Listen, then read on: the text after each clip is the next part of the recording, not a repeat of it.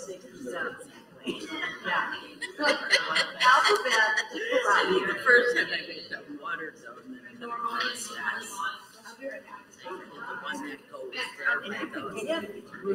Yeah, but that seemed a little more involved, exactly. Oh, yeah, when they're not. Right. Down 18. On 18. Well, they must have a pass. Yeah. It's obvious. It's That surprises me. Hopefully they'll get it done pretty soon. I don't know how long it's supposed to be. It's supposed to be into October. Or through October. I know when I lived across from Saxon's and was up at Jenny's. Oh, yeah.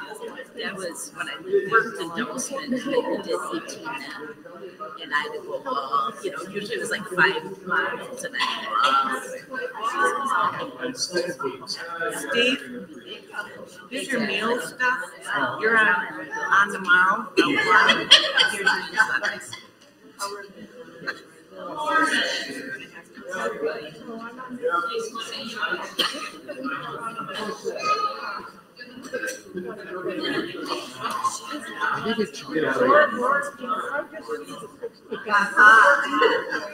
Let me email you.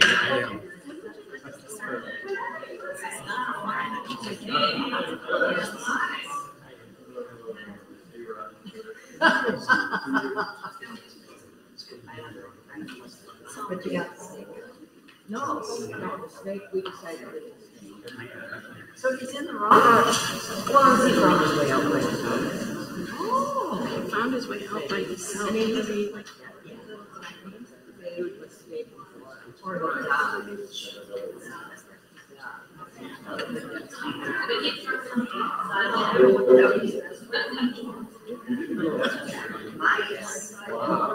big one's my mind.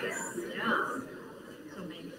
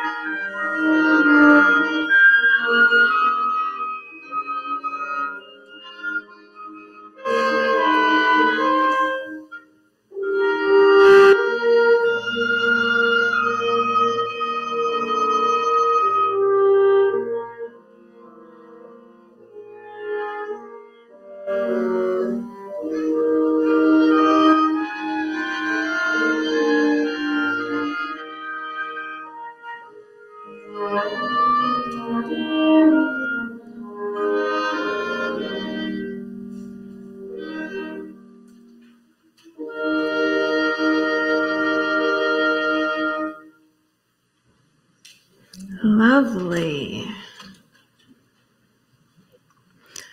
Good morning and welcome to worship at Emmanuel United Church of Christ, found here in Dousman, Wisconsin, or wherever you might be joining us from today. We hope that no matter who you are or where you are on life's journey, you find a welcome and a community here.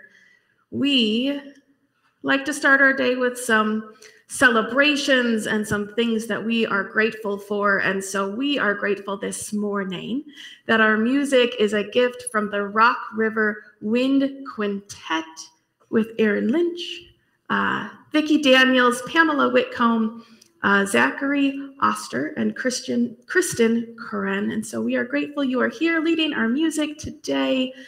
In other celebrations, today is Ron Blachek's birthday. Happy birthday. Other birthdays this week are Debbie Morgan, Katie Brisk, and Mary Branson. And Sherry and Bob Krantz will celebrate their wedding anniversary on Saturday. So we celebrate with all of you. Are we celebrating other things this coming week?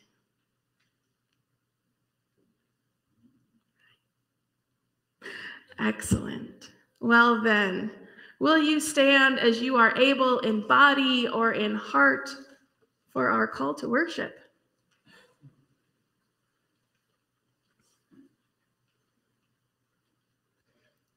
Blessed are you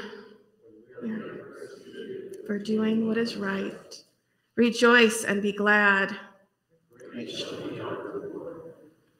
Let us pray.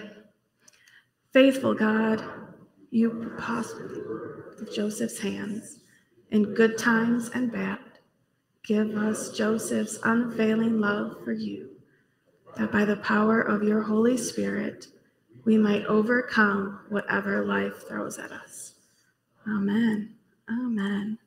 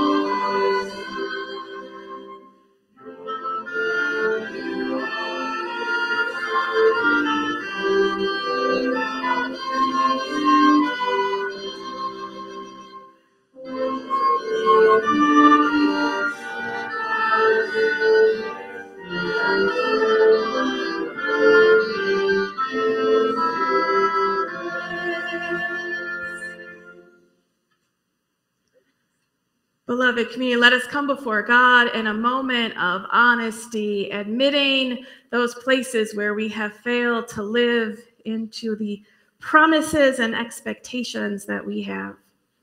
God of promise, you have given us all that we are and all we have, and still we have not trusted you fully. We have tried to be God in our own lives, hurting others and those around us in our attempts to control. Wash us clean in the waters of your salvation. Bring us back into right relationship with you. God welcomes you home with open arms and forgives you all your sins for the sake of Jesus Christ. By the power of the Holy Spirit, live in the promise of God's love given freely. Amen. Amen. And as people reconcile to God and to one another, let us share signs of peace with one another. Peace be with you.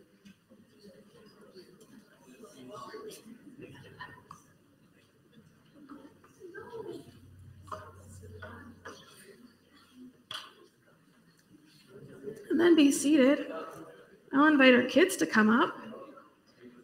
Do you want to come up? You can say no. Okay. What was that? Well, then we'll just excuse you for Sunday school. Or do you have a thing? Do you want to do the thing? No. You're just ready. You're ready. You're ready. Okay. All right. That's fine. Go to Sunday school.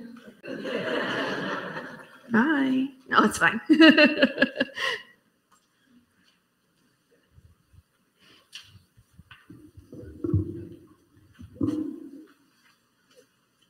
The scripture reading today is from Genesis 39, chapters 1 through 23, verse 1 to 23.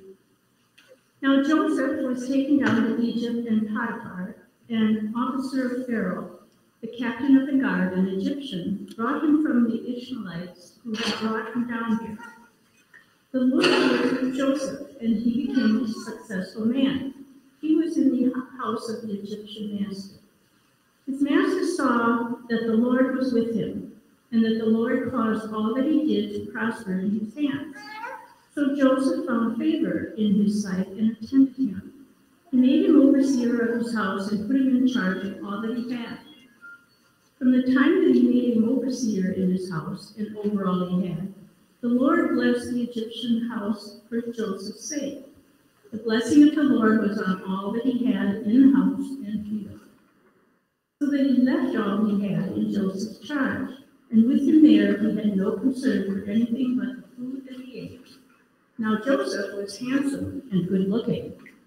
And after a time his master's wife cast her eyes on Joseph and said, "Lie with me." But he refused and said to the master's wife, "Look, with me here my master has no concern about anything in the house, and he has put everything that he has in my hand. He is not greater in this house than I am, nor has he kept back anything from me except himself, because you are his wife. Now then, could I do this great wickedness and sin against God?" And although she spoke to Joseph day after day, he would not consent to lie beside her or to be with her. One day, however, when he went into the house to do his work, and while no one else was in the house, she caught hold of his garment, saying, "Lie with me." But he left his garment in her hand and fled and went outside. When she saw that he had left his garment in her hand and fled outside, she called out to the members of her household and said to them, "See, my husband has brought among us a Hebrew to insult us. He came in to me to lie with me, and I cried out loudly. And when he heard me raise my voice and cry out, he left his garment beside me and fled outside." Then she kept his garment by her until the master came home. And she told him the same story, saying, "The Hebrew servant whom you have brought among us came in to me to insult me. But as soon as I raised my voice and cried out, he left his garment beside me and fled outside." When the master heard the words of his wife, he spoke to him, saying, "This is the way your servant has treated me," he became enraged. And Joseph's master took him and put him into prison, the place where the king's prisoners were confined. He remained there in prison. But the Lord was with Joseph and showed him steadfast love, He gave him favor in the sight of the chief jailer. The chief jailer committed to Joseph care of all the prisoners who were in the prison. And whatever was done there, he was the one who did. The chief jailer paid no heed to anything that was in Joseph's care, because the Lord was with him.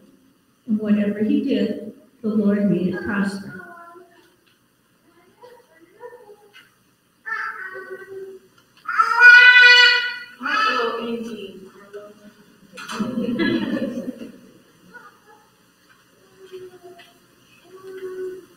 Will you join me in prayer?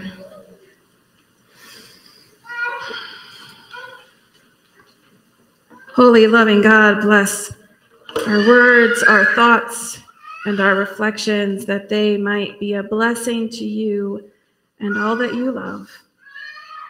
Amen.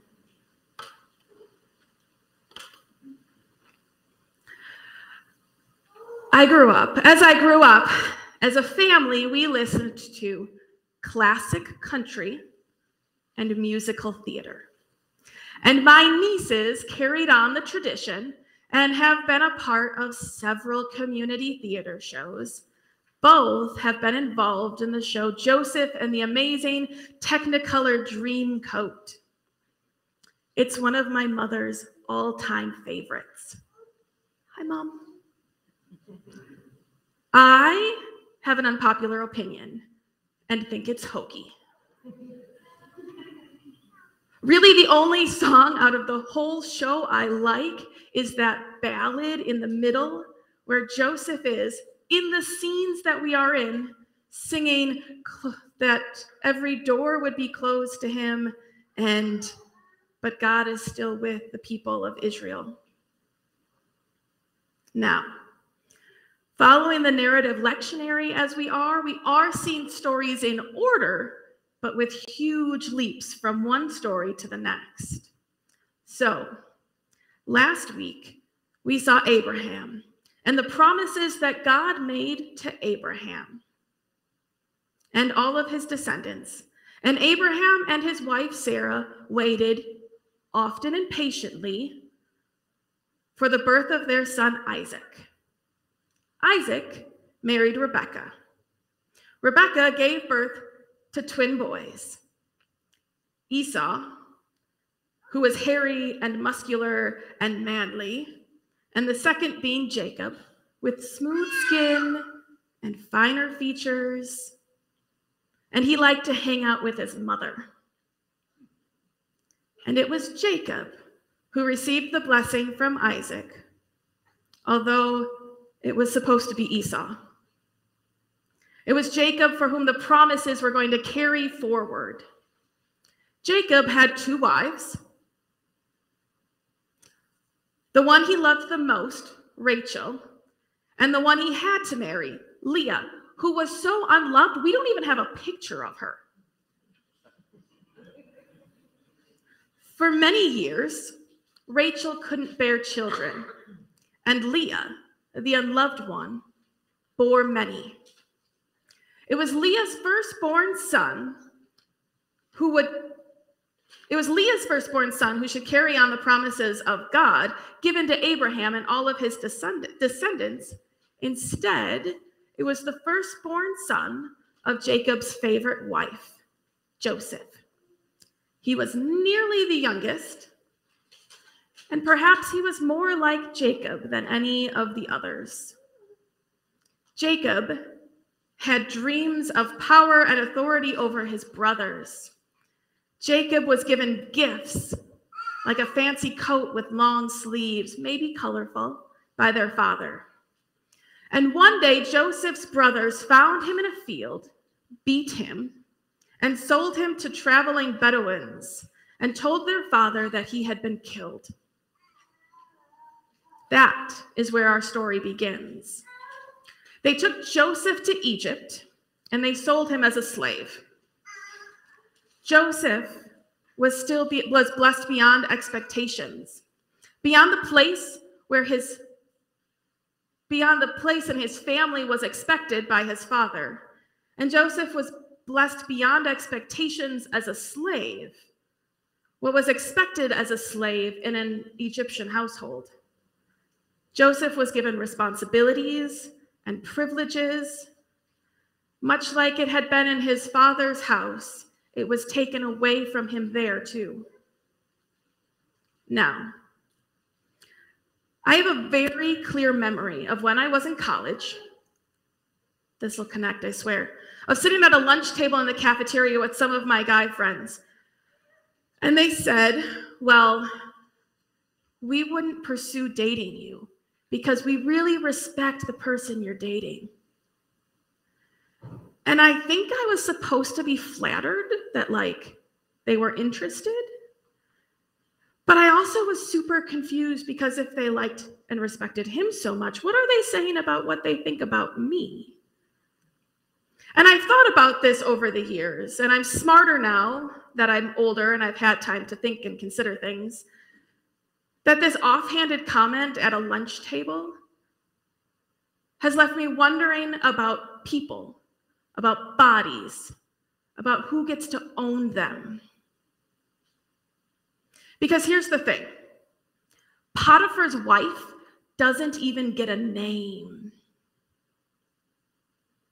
She seems to be part of a long legacy of stories, of tropes about evil and seductive women. In the story immediately before this, Joseph's niece-in-law, Tamar, used her sexuality to carry on the family name, and she is named a hero.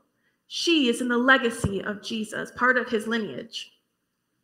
Potiphar's wife is a villain,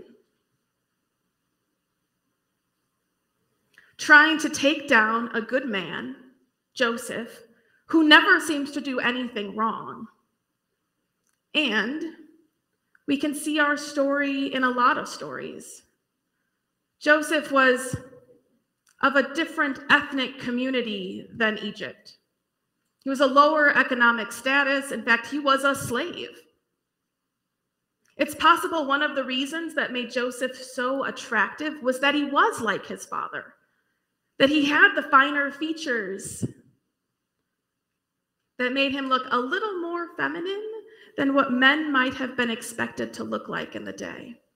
And there's a whole lot of language around that pertaining to his fancy coat and what it means when it said he was handsome, or could be translated as fine of form and features. But that is completely a different sermon or conversation. But all of these pieces make our stories really difficult because I will always question how women are portrayed in our scriptures. To be fair, how anyone is portrayed in our scripture, especially when they're trying to make someone look like a villain, because villains have to be clearly defined. And Potiphar's wife is our villain. And as an aside, I went looking for art on this story, and it is very difficult to find images in art of Potiphar's wife not naked, because villainesses are naked when they're seducing. So I wonder, what was the role of Potiphar's wife in society or in her family? What kind of power did she have or not have? Was she too owned by her husband like Joseph? How do we think about Potiphar's wife depends solely on how she's described by those telling the story, who are trying very hard to make a point of who Joseph is and his role in the larger narratives. It makes our biblical stories complicated and exciting and filled with opportunities to study and dig deep and see perspectives. Did the story happen just like this?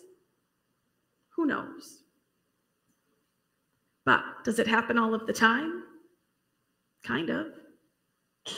Because we live in a time when someone would say there's no such thing as a man being sexually harassed, as if being pursued by a woman is always okay if you're a man. It's not. And if we were to switch the genders to make it Potiphar and Josephine, we would see clearly that this kind of workplace harassment exists in our world and is never okay. We live in a time where false accusations of rape are made, but they're certainly not made at the rate that they are emphasized when we look at them. And we live with a history where white women made accusations of rape against Black men that might lead to those men's imprisonment, like Joseph, but more often to their murder. This story happens, has happened, will probably happen again. Our biblical stories are true because they speak of the human experience, of what it means to be human and what it means to live on this earth and how we respond to evil and injustice. In our story, Joseph is almost written as too good, possibly naive. Maybe that's what his brothers saw in him and why they couldn't stand having him around. It seemed that everything was so easy for Joseph. Everything was good. Everything that was good just seemed to fall into his lap. And in their eyes, the world needed to be set right. That Joseph needed to be put in his proper place, the proper order in his family and society, at least in the eyes of his brothers. Now, Potiphar had given Joseph power and responsibility. And one of the things about power is that a little bit of power calls you to a little bit more power. And that power calls you to a little bit more. Perhaps our story and our story with Potiphar's wife is a symbol of all of the things that try to call us to power, to taking the things that aren't ours and to receive them as if they are. The reason Joseph isn't seduced by the power in his life, it seems to be that he is grounded in his understanding of God. Joseph is grounded in the reality that he is not alone and that God is with him, and that to use that power to take and acquire more, to take what wasn't actually his, what wasn't given, was a sin against God and everything that God has made. But Joseph was still blessed. Now, there's a thing that happened a few years ago. It may still be happening, where folks would put a picture on the internet of them in their lives and caption it blessed. Maybe they were going on a fancy trip, or their family, their big family, all had huge smiles on their faces like they never fight ever. Or they got something really fancy like the big TV or the really great car, and they're like, #blessed, I'm so blessed. As if one,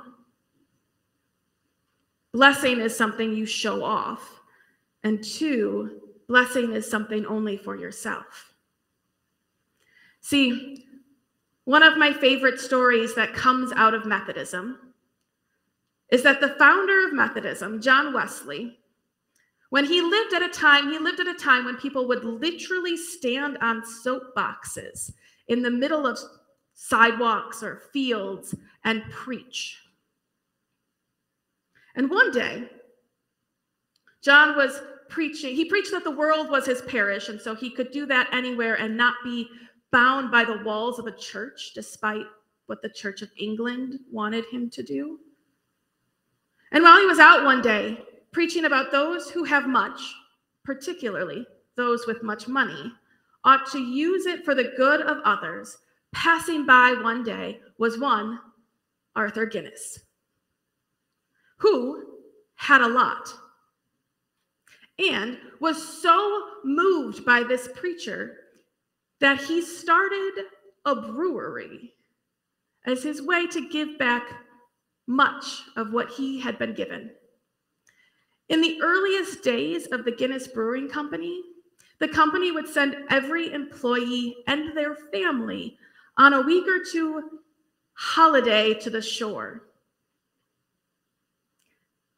Every year. In addition to the health care and the free vacations, there were free meals, a monthly beer allowance, and a pension. Arthur Guinness understood to be blessed was to be a blessing. Joseph is the first one we see living into the promises of that God gave Abraham that we talked about last week. That says that Abraham and his descendants will be a blessing, will be blessed, and will be a blessing to all of the nations. And Joseph, instead of taking that blessing to acquire more, he lived in a way that it would be shared. That even those who could be seen as an enemy, who were keeping him as a slave, were also blessed. Even when he has power, because our story is going to carry on when he is only second to Pharaoh. He uses his position and the power that he had been given to benefit all of the people, all of Israel and his family who comes looking for help, his own family who betrayed him.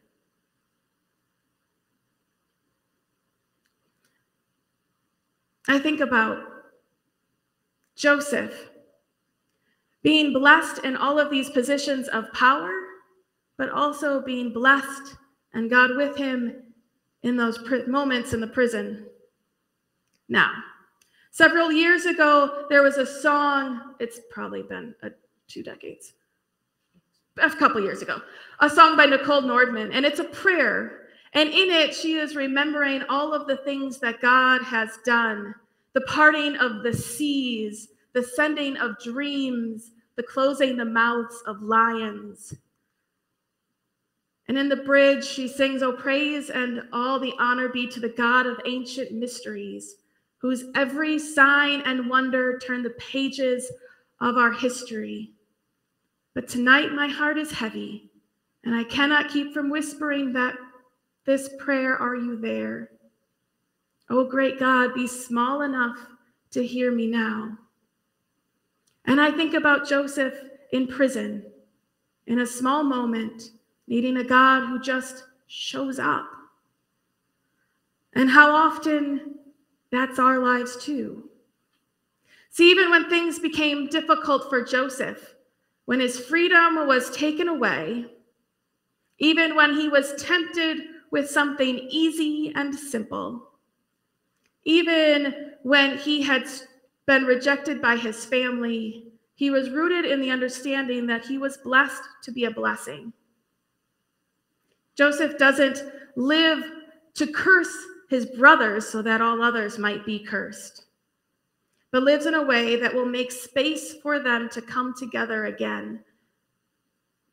Everything rooted in knowing that God is with him and that he is walking with God and being a blessing no matter where he is.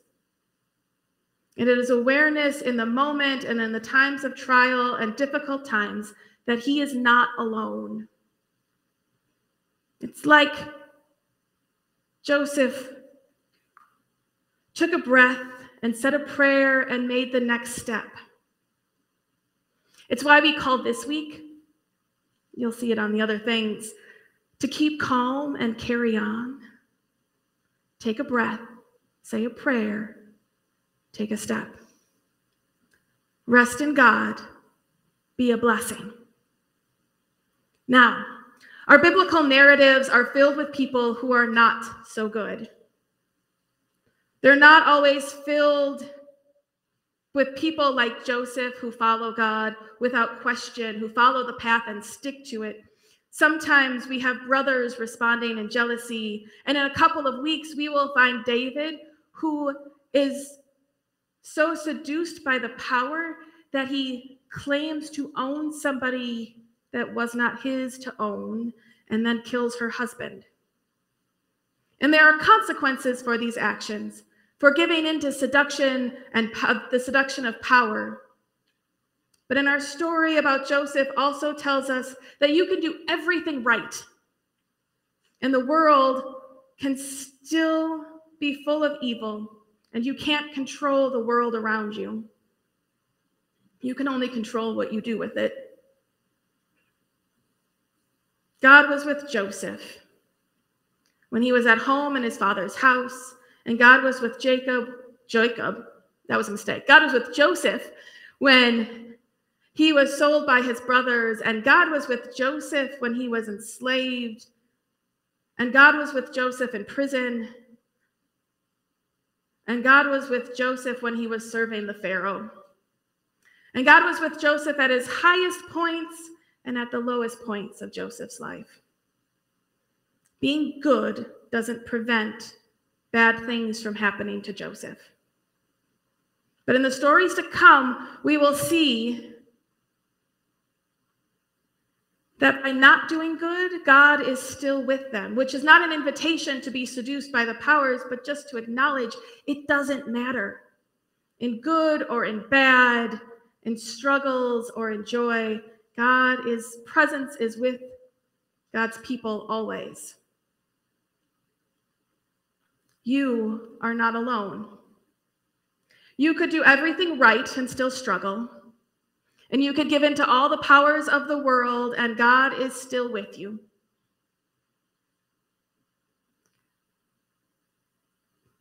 And that no matter what, we are to remember that you are not alone. You are loved by God, always, and no matter. So the question then is, how can you be a blessing? How can you live in a way that brings goodness to the lives of those around you? You are not alone. Even as you may hope for the partings of seas and the givings of dreams, sometimes God is found in small moments, in small blessings, in a gift from a friend or a moment of kindness, in a smile from a stranger. All of those are blessings too. Sometimes God is found in responsibility, in you being gifted with an opportunity and responsibility to be a blessing, to bless your neighbors near and far. And when God seems far off, may you find God in a friend, in your church family. May you find God in each other. Even when it seems like you couldn't be further from blessings, even if you've never had a moment that is postable to whatever on the internet that you would caption, #blessed. Breathe in, say a prayer, take a step. You are not alone. You are blessed by the Creator who is small enough to be with you in those quiet times and who is great enough to be with you always. Breathe in, say a prayer. You are blessed to be a blessing, no matter where you are. Amen.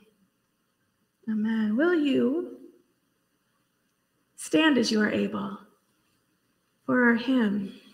It is a new word. It's considered new words to a classic tune.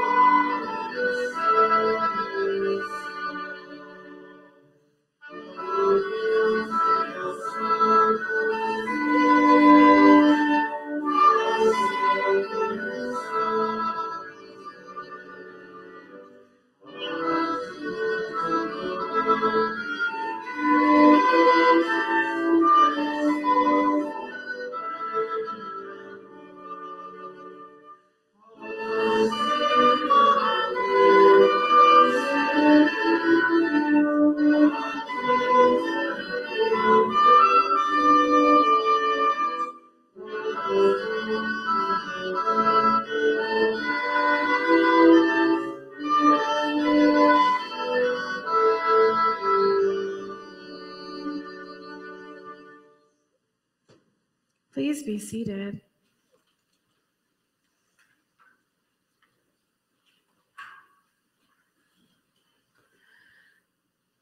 We come to our time of prayer, lifting up and holding one another, supporting one another, that our joys might be multiplied and our sorrows might be shared. Our congregational prayers today are Just Because prayers are for Carol and John Falls and Jeannie Fellon. But this week we are holding in prayer Jerry Marhine and Chris Davidson, recovering from hip surgery. We're holding in prayer Miriam Spearless, recovering from surgery to repair a broken bone in her hip from a fall. We're holding in prayer today Dick Hawkins, who's in the ICU. That's all of the information I wrote down. But would appreciate cards, at least, and support of this community for friends. I got a message last night, Donna. That's what I got. Do you know which hospital, Francine? Oconomowoc. I could have looked at you too. Yeah. That was where I got the message from.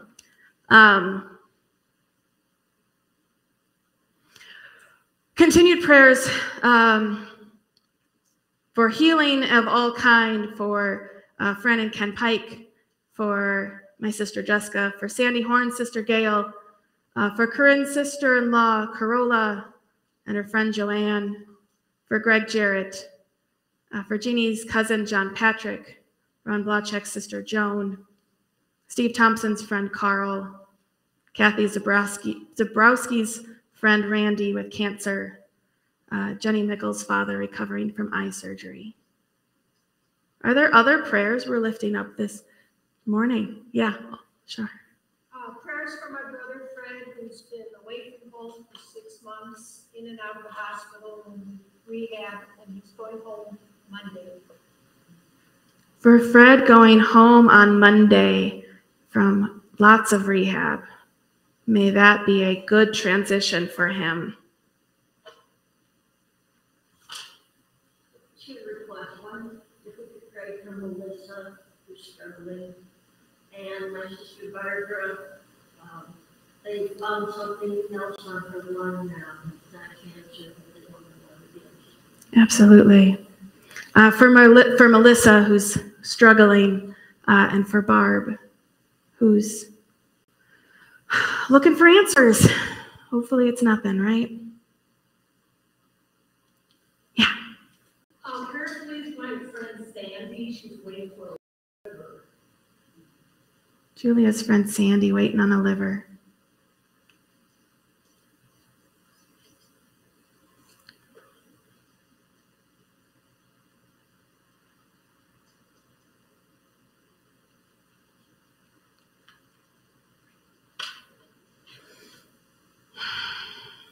We hold all of these in prayer, as well as our shut-ins for Sharon Logeman and Vera Ortman. So let us join in prayer, confident in the promises of our God of the covenants. We pray for the church and for the world and all of those in need. Let us pray.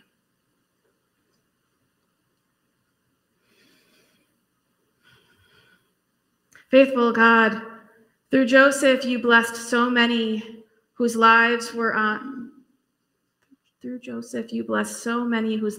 his path. Make us blessings for others, so that they may know your abundant mercy. Show us how to be faithful stewards of your creation, being not wasteful, but thoughtful in the ways that we use and reuse the resources you have entrusted to us. Bless all people through the leadership of all whom you have called to govern. Give them, those with power, hearts to serve with justice and mercy. Pour your healing upon all who suffer, on those we have named and those who live in our hearts. Sustain them through their challenges and bring them into your healing light. Through us, send resources to all people in need, so that all who are hungry, homeless, or suffering might suffer no more.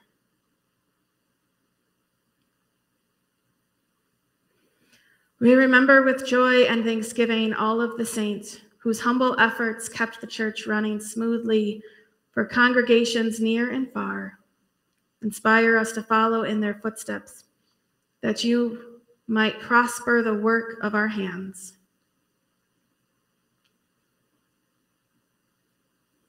Trusting in your grace and mercy, we lift these prayers to you in the name of Jesus Christ, who taught us to pray to God, who is both our mother and our Father, who art in heaven. Hallowed be thy name. Thy kingdom come, thy will be done, on earth as it is in heaven. Give us this day our daily bread, and forgive us our debts, as we forgive our debtors. And lead us not into temptation, but deliver us from evil. For thine is the kingdom, and the power, and the glory forever. Amen. Amen. I forgot to give anybody this, so can we sing it a cappella? I think we're okay if or we can turn it on. Well, it might take a minute. No, it's fine. We'll go ahead. We'll go ahead. We'll move right past it. That's okay. As Francine where's Francine at? For the mission moment, for some reason that mic's not working. We're going to have you head over here. There's a mic over there where Anne read scripture. In a moment, we will have our time of offering. We're going to pass the plates.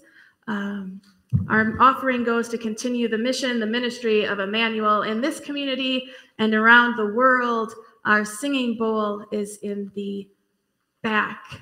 It continues to be our singing bowl, and that is supporting our, Congregational Care Fund, which is a gift to the community for those who are in need, whether it is of our church community or the larger community, needing some help in times of transition. So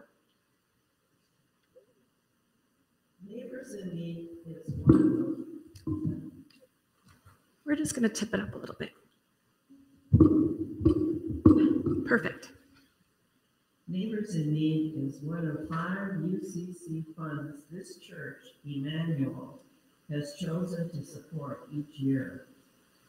Now, Neighbors in Need is a special mission offering of the United Church of Christ that supports ministries of justice and compassion throughout the United States. 1/3 goes to support the Council of American Indian Ministry. 2/3 of this fund is used to support a variety of justice initiatives and advocacy efforts and direct service projects. Through grants, it awards churches and organizations monies for doing justice work in their communities. This year, special consideration is being given to projects focusing on serving our immigrant neighbors in their communities. Now, our local Emmanuel Stewardship Committee would also like to support this year at this time the United Church of Christ Fund for helping the recent flood disaster victims in Pakistan and around the world who are in such desperate need at this time. So what we're going to be doing is dividing this collection, which we're taking October 2nd, between the Neighbors in Need and the United Church of Christ Flood Victim Relief Fund. There are envelopes in your bulletin or newsletter marked Neighbors in Need, and there's also envelopes in the attendance booklet. So please put your donation in the envelope, write any checks to Emmanuel UCC, and we greatly appreciate your kindness and thoughtfulness regarding these funds. The United States and the world seems to need us more now than ever before. Thank you for your support, and you can be that blessing.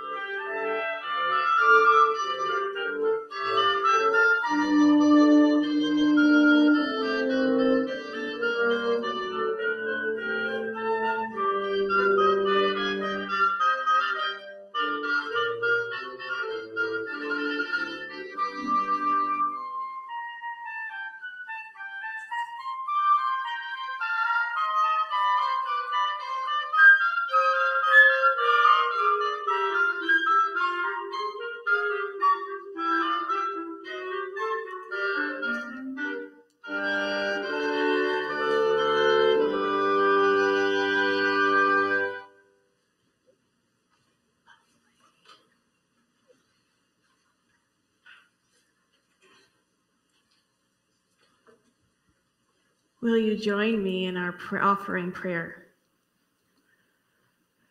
God, you have caused us. We honor the fruits of our labor. Use these gifts for the service of your justice. Amen.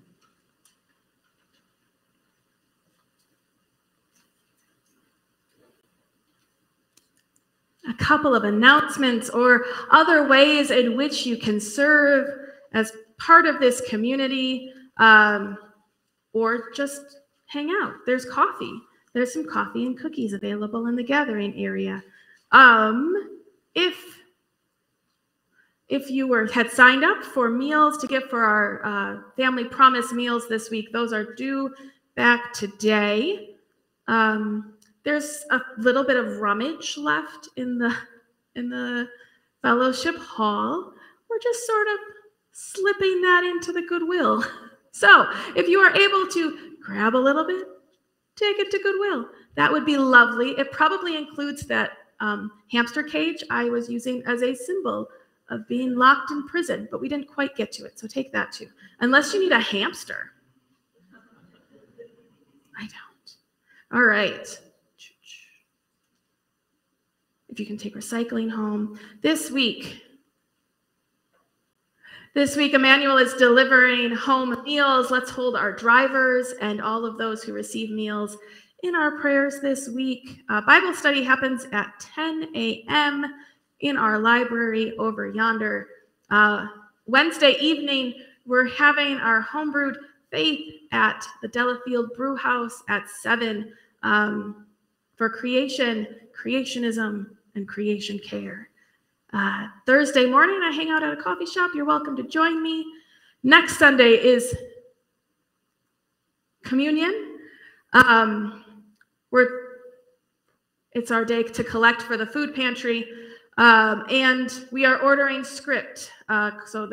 We will order scripts next week. They will be returned. Cards will be returned on the 9th. If you're able, the Community Care Fund is also out of Pick and Save cards. We're a little low on everything, but we are out of Pick and Save cards. So if that is part of your gift and giving to the church, we could use some. And it is our Neighbors in Need offering, which is part of what connects us to our larger denomination.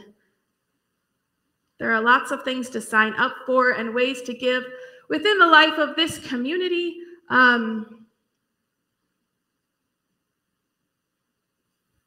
There they are. I think over here, if you're online.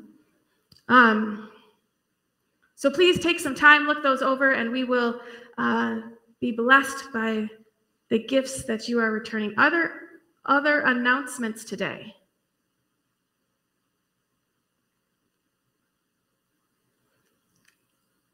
I meant to say now 2 weeks ago. Look at those nice little bookshelves that came in for the rummage sale behind us. You'll find a combination of things on that bookshelf. Sometimes they're little stories that have to do with what the lesson is. There's a little Noah's Ark on the bottom and Joseph on the top. Some of the books are mine. They're labeled appropriately. Others are part of the life of this church. So if that is something that's interesting, they're also just interesting adult-sized stories, maps. If you're like, I don't know where any of this is, I need to see what it looks like and where it is in the world today. Lots of things. So, or add to it, but it is just a little collection of some things that might be of interest at any point. And that is the end of the announcements. So, will you stand? I did have that. We have been. I covered them up. That's the problem. So then I forgot about them. We're still doing paper chains. We are doing the colors of the covenant. Remember, we started with Noah and God's covenant with all of creation, and the bow and the reminder to God of how God will continue to live and work with humanity and with creation. So we're making rainbows all over the place as our reminder too of God's presence in our lives. And so this week you have 2 write something on it as a reminder to yourself to take home on one. And on another or multiple others, I invite you to write a prayer. You can write one for yourself and one for the world. There are lots of things that need our prayers these days, and so I invite you to do that. We'll collect them towards the back and make paper chains, and we'll finally get our paper chains hung up. So I invite you to do that before you leave today, but we'll do that after our final hymn. Will you stand as you are able? For our closing hymn, it is When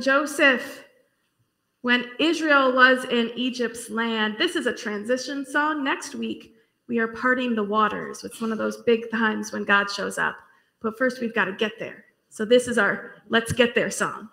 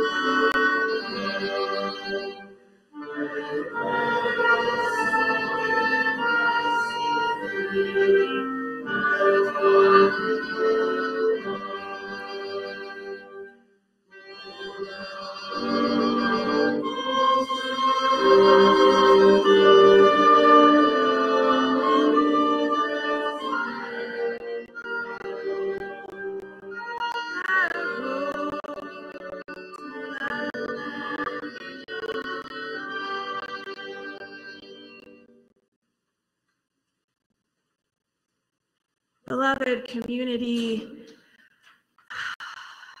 may you take a breath and say a prayer and go into the world to be a blessing by loving all that God loves. Amen. And we're going to do something different. I'm going to invite you to take a seat for our postlude.